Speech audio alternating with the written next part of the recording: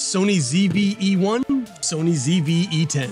What you're looking at right now is both cameras shooting in 4K HLG3. The ZV-E10 8-bit XAVCS at 100 megabytes per second, and the ZV-E1 10-bit also XAVCS, also 100 megabits per second. And after YouTube is done doing whatever compression it does with the resulting image, this is what you're left with. Sony says their ZV lineup of cameras are vlogging cameras. And in reality, what they've done with these cameras is they've taken the sensors from their top-of-the-line offerings. On the APS-C side, this is the same sensor that's in the A6600, and on the full frame, this is the same sensor from the A7S III or the FX3. So as far as picture quality from the end product that you can squeeze out of these things, it'll literally be on par with the very best consumer cameras that Sony sells. But this isn't a comparison video between these cameras and their much more expensive counterparts. I'm making this video presuming you might be choosing between these two. So let's start with a physical comparison. Both of these cameras are small.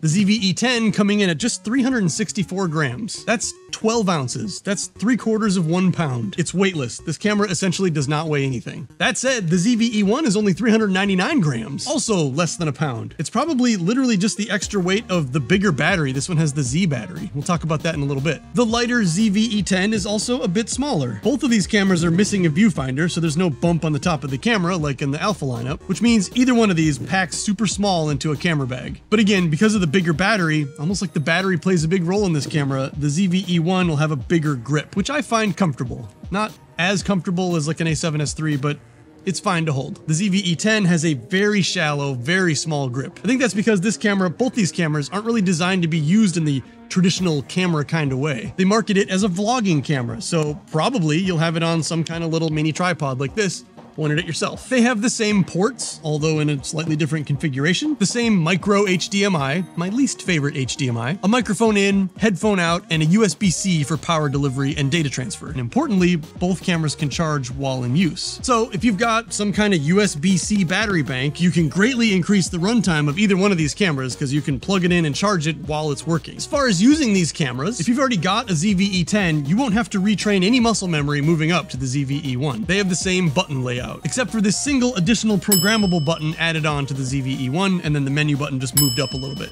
And then instead of a mode button, the ZV-E1 has a mode switch. Personally, I prefer switching between rather than cycling through modes. Also, the power switch moved over to the shutter button stack. So I guess a couple of changes, but overall the use of the camera is pretty much the same. The dial's the same, the function button's in the same spot, the background defocus button's in the same spot. The ZV-E1 uses Sony's newest menu interface, which is similar to the A7 IV and the A7S III with categories on the left and then subcategories in the middle, where the ZV-E10 uses the older menu, categories on top, subcategories below that. Both have a function button that pops up a bunch of on-screen menu choices. And since it's becoming even more phone-like, now you can just swipe up from the bottom of the screen on the ZV-E1 to get to that same function menu. This newer full-frame offering comes with Sony's fancy new AI chip, which does give it a few improved AI enhancements that the ZV-E10 does not have. Where the ZV-E10 can track heads and eyes of both people and animals, the ZV-E1 can track heads and eyes and now bodies of people using the new AI chip to recognize what a human body shape is and how it moves. So for instance, when the person you're tracking turns around, this will keep focus lock on them using their head and their body, where the ZV-E10 will lose focus. And more than simply people or animals, the ZV-E1 can track people, animals, insects, cars, trains, and airplanes. And birds. To be fair, with both cameras, you can just touch the screen and have it lock on to any object. So I don't really see an airplane or a train escaping your focus on the ZV-E10. But with the new AI chip, they have definitely improved the already super good autofocus tracking with the Sony cameras. For a shot like this, where there's basically no movement and a clear face well lit in the frame, both cameras are gonna have perfect autofocus all the time. I set up a funny little test where I was just running around the room as fast as I could, trying to escape the focus lock of this camera. Can't do it. Can't get away from it. It's really amazing, actually. The room was lit flat. There's a whole lot of background noise as far as like objects and things to get in the way of this thing.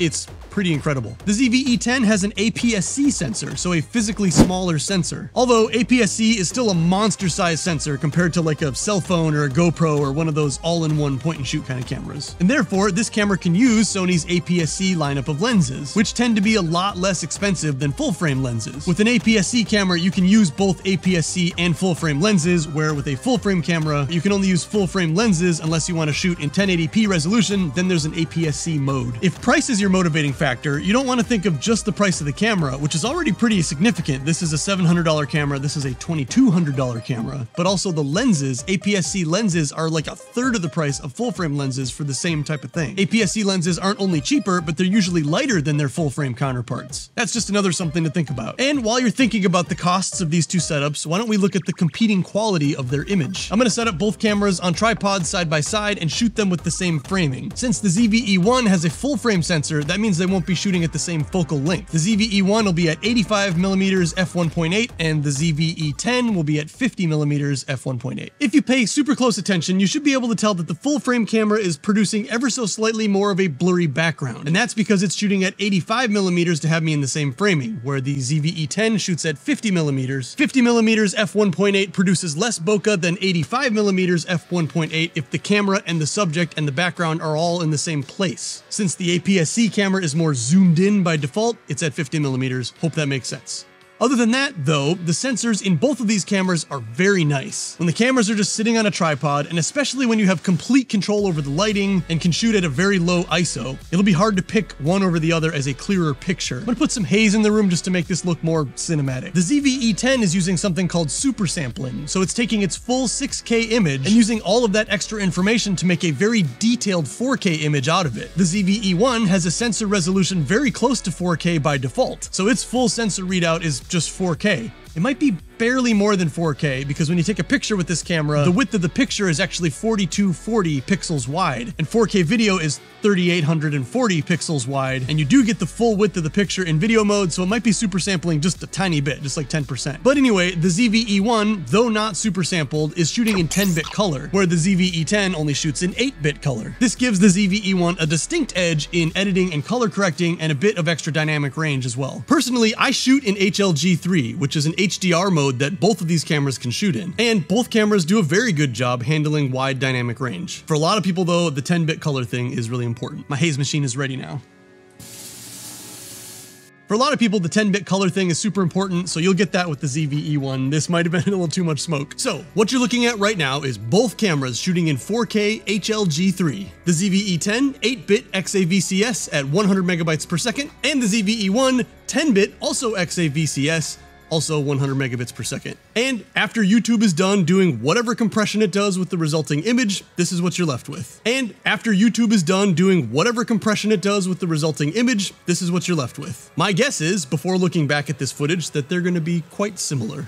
On to the vlogging. If you are looking at these two cameras as potential vlogging cameras, then we should take a look at what that's going to look like when you're moving around. I've built this very awkward rigging setup in order to film both cameras at the same time, and I don't have any of the same two lenses anywhere, so it looks like we're going to have to go outside and shoot at f4. Because for super wide offerings, I only have these two options to get me in the same frame. A 10-18 f4 APS-C Sony lens, and this lens actually has steady shot built into it, has optical stabilization, and then a 14-24 f2.8 Sigma lens with no stabilization, but the camera body has IBIS, so whatever, those should sort of cancel each other out. I'll shoot both of these at f4 with auto ISO. That should match the framing. We're really just looking at how much camera shake, how much, like what the picture looks like if you're filming yourself walking around. And I'm gonna go outside and record through the camera's microphone, so you can hear each camera's microphone too, partially because I don't want to set up microphones on my way out there.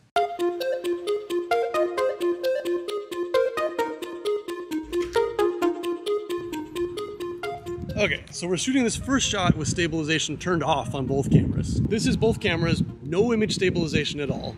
Your results may vary based on your stompy footsteps and shaky hands. Next, I'm going to turn on the full gambit for both cameras. This is active steady shot from the ZV-E10 and dynamic active steady shot from the ZV-E1. There should be a pretty noticeable difference from the no steady shot at all that I just did previously, but I would imagine that the ZV-E1 is doing a better job just because it's got the help from IBIS and this new dynamic mode where it's like way cropped in reality, but moving that picture around to make it super stable.